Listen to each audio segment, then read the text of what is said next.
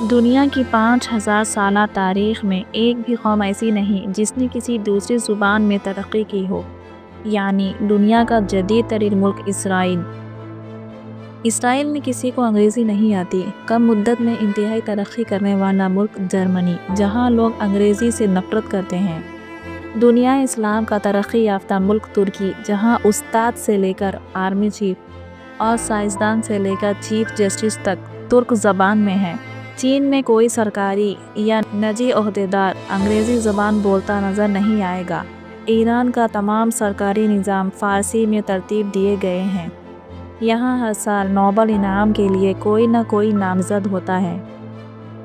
پتہ نہیں کس نے ہمارے دماغ میں بٹھا دیا کہ ہم انگریزی کے بغیر ترقی نہیں کر سکتے۔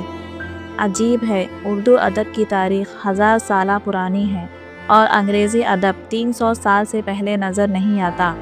ہمیں اپنی زبان کو اہمیت دینی ہوگی اگر دنیا میں نام بنانا ہو تو۔